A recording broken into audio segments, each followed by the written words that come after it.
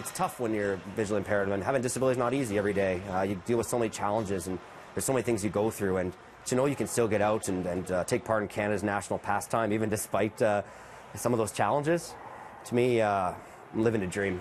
I really am.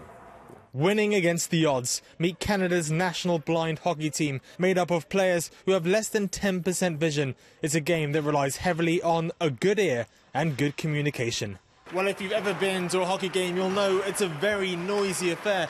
But when it comes to the Canadian national blind hockey team, noise is the game. And the way they navigate the rink is with these noisy pucks.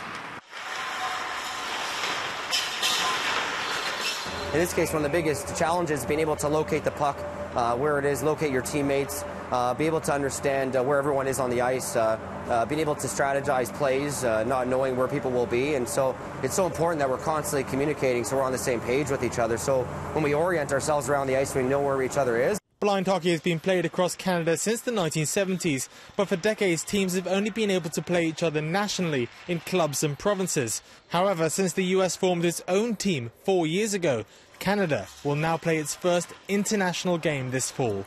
We got players on the team from all across the country, from Nova Scotia right out to BC, and there's a lot of talent on this team, but most importantly, there's a lot of heart. We're all humbled and honored to wear the red and white for our country, to play the US, and I think what's most important is we're not going to do it on our own this time. We're going to be doing it together, and we're going to come back to Canada with a win under our belt for everyone, that's for sure.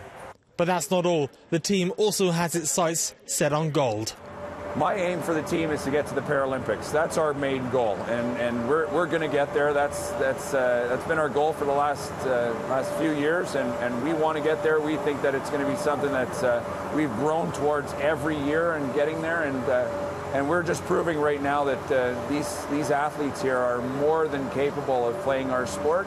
I think the one thing I love about being on the ice and still playing hockey, even despite what happened to me and what happened to all my teammates, I think the number one thing is the fact that I can still come to the arena, throw on my gear, throw on a jersey, and just do what I have been doing my whole life.